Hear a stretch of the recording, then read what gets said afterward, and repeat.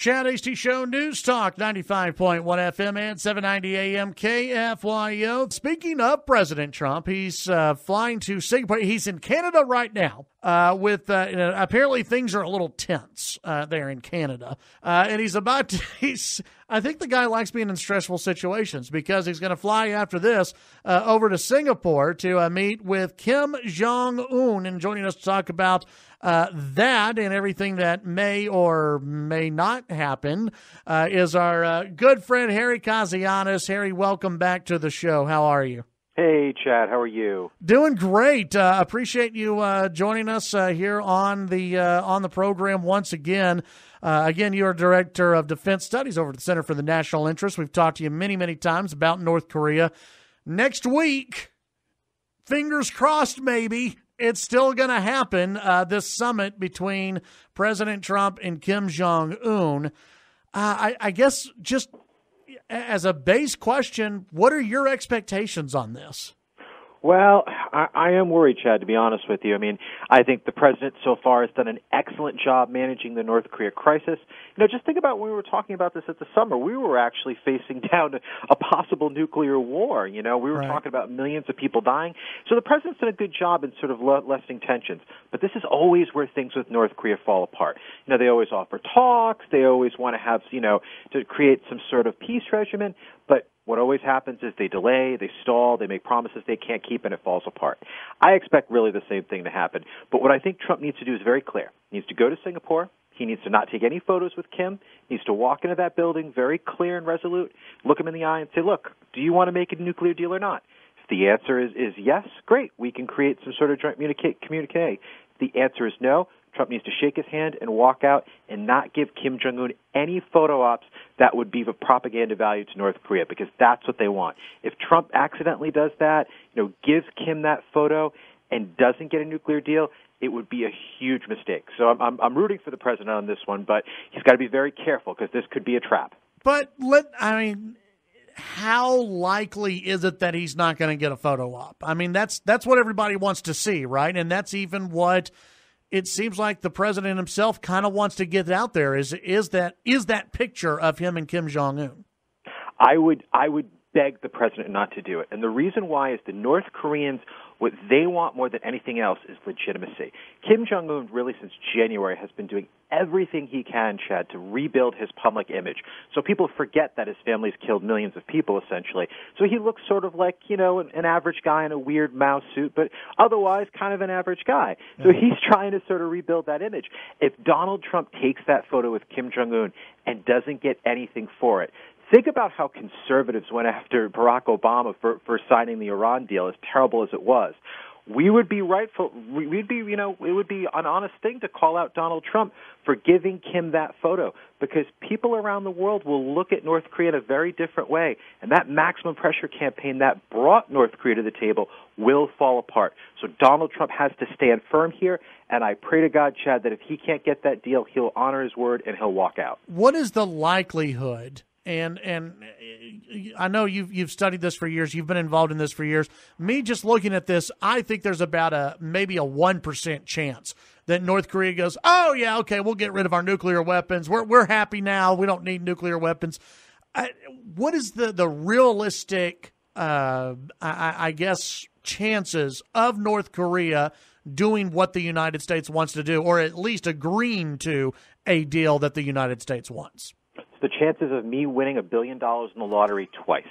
So it's less than zero. Look, the thing is, if I was Kim Jong-un, this is what I would do. I'd go to Singapore. I'd promise Trump, you know, I'd bargain hard, but I would make a nuclear pledge. I would declare it. But what I would do is I would try to suck the United States into negotiations, and I would play the long game. And I think this is what Kim is preparing to do. He's reached out to Putin. He's reached out to Xi Jinping in China. He's trying to have relations with all these different countries. And what the North Koreans actually used to do, going back to the 50s, even in the 70s, they would play off all the great powers against each other. Try to get concessions and money from China, try to get concessions and money from the old Soviet Union. So they were good at playing off everybody. I think that's what Kim is probably going to do here. He's going to promise the world, and then, a couple months from now, he won't give up any nuclear weapons. But by that time, a lot of the world will already been starting to take off that maximum pressure campaign. So Trump really needs to look at his history here, know what the North Koreans are going to do because it's predictable, and play hard. When the president canceled this summit, what was it, a week or two ago? Was that intended, and do you think that maybe threw off the North Koreans a little bit? It did. I think they thought that they would just sort of play the old game. It was talked a lot about in the press how it was, the North Koreans putting out this crazy press statement how, they were ready to have a nuclear showdown with the United States. And I think that's really what threw Donald Trump over the edge to cancel it.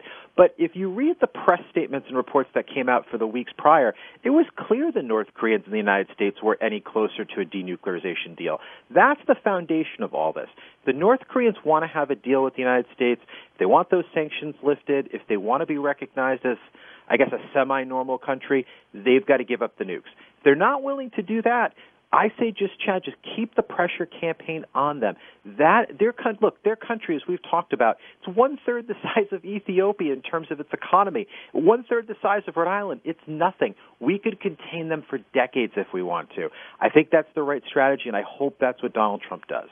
Visiting with Harry Kazianis here on the Chad Hasty Show, talking about next week's summit. Any chance this thing gets blown out of the water before Tuesday? It's very possible, to be honest with you. Because I have a feeling what's happening, Chad, is I'm sure the North Koreans in the United States are probably doing, negotiations behind the scenes, to be honest with you. And I think what'll end up happening is hopefully Trump is going to say, look, we need a deal before I get to Singapore.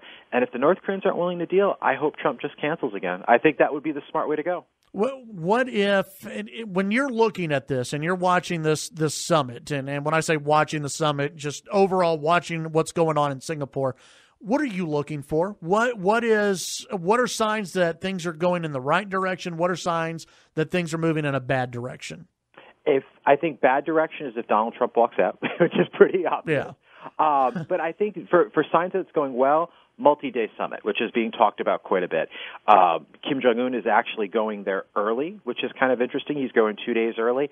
President Moon of South Korea has been rumored multiple times to be headed there. There's rumors floating around all over Washington right now that other foreign leaders might be heading there. So, the sky's the limit for this in North Korea. I mean, if they were smart and they wanted to rebuild their country, join the international community, this is it. The Trump administration is really willing to go a long way to make that happen. But just like anything, Chad, there's a price, and it's those nuclear weapons and long-range missiles that's the price. And the North Koreans are going to have to, think about this and say, do we really want to give up these nukes? I don't think they will, but we're going to have to see. Can the U.S., and I think we've talked about this before, let's say magically there's a deal that North Korea is going to disarm, they're going to get rid of their nuclear weapons. Is it a responsible thing to do to leave Kim Jong-un in power? I wrestle with this because I think we all know that regime is one of the most tyrannical, nasty regimes that's ever stepped foot on this planet. Like I said, the Kim family is responsible for millions of deaths. They've starved hundreds of thousands, if not millions of people in the 1990s. And even North Koreans today, over 100,000 of them are in political gulags that are akin to Stalin and Hitler. If I could have one wish, I'd wish for North Korea to disappear and the 25 million souls there to be free.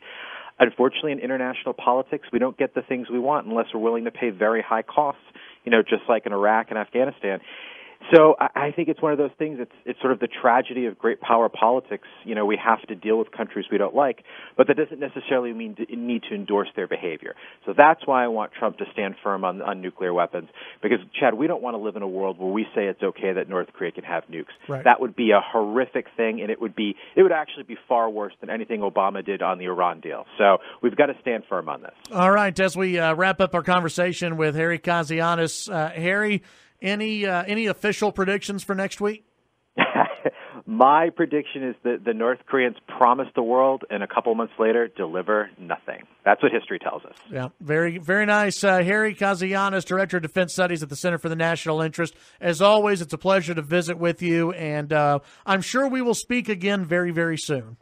Thanks as always, Chad. Thank you. That's Harry Kazianis, again, Director of Defense Studies at the Center for National Interest. Next week on the show, we'll actually have more experts on who are looking at this North Korean summit that will be happening in Singapore. A lot of interesting thoughts and a lot of different moving parts going into this summit.